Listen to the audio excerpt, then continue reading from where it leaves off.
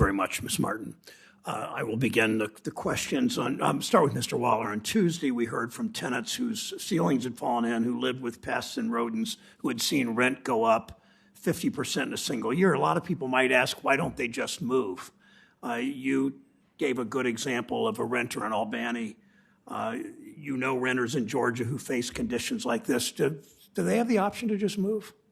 Thank you, Chairman Brown. No, moving is difficult for anyone under any circumstance. In this case, folks find that they don't have other options. There just simply aren't places to move to that they can afford. So I've spoken with tenants who live in mobile homes where their children have fallen through the floor, where there are mobile homes that don't have electricity, and they're still paying monthly rent because they have no place to go.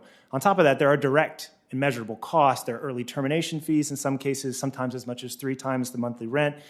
You have a child in school, you'd have to remove them from that school, and if your child has a disability, you'd have to transfer their individualized education plan. This is difficult. You have to consider your job.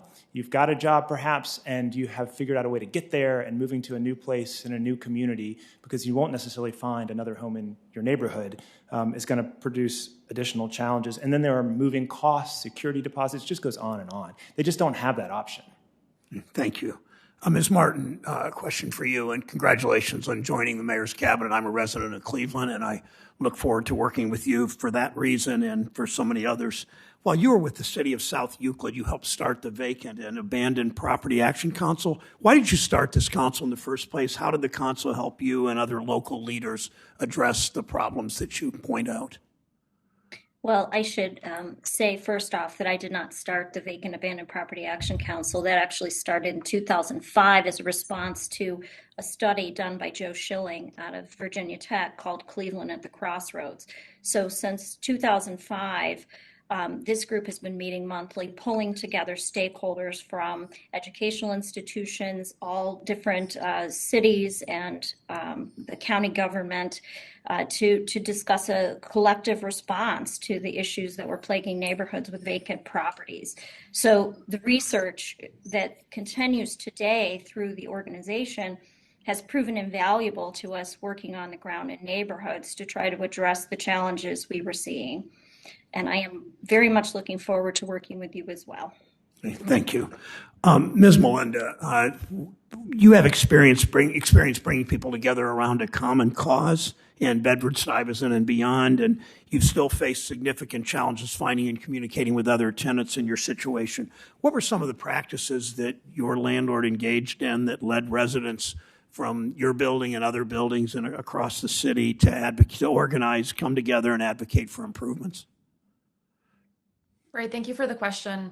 You know, when you lose your home, you lose so many important things in your life, from stability, community, neighbors, friends, you know, potentially a job change, school change for your children.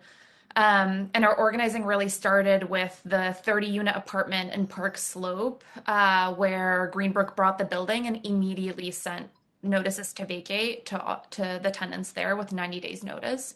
Many of those tenants left and very few stayed and fought back. When we started to do research around who this landlord was, we realized that, you know, at first they bought a dozen buildings, then it was 40, then it was 100. The last I checked, it was 138 buildings.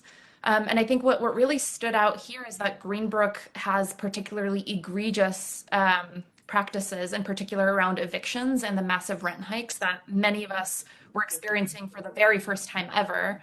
And that's what really pushed me over the edge when I got my 50% increase, to start to connect with other neighbors and start asking questions. And I do have experience in the labor movement. And so I knew that bringing people together and starting conversations and building power would create a space for us to start asking questions like, is this legal and what can we do about this?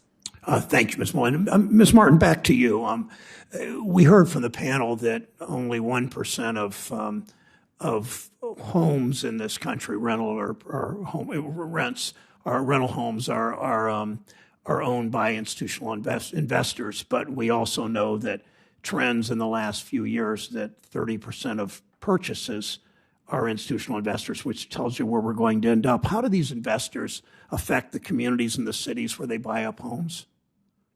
Well, what I've seen in my practice as being in charge of code enforcement is that maintenance tends to go down, rents tend to go up.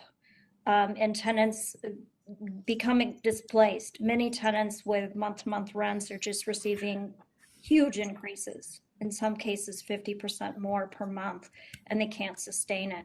So we see fewer opportunities for those with housing choice vouchers to find housing as well. So as I described in my testimony, we lost a large proportion of residents who had housing choice vouchers. So it's detrimental, especially to lower and moderate income residents.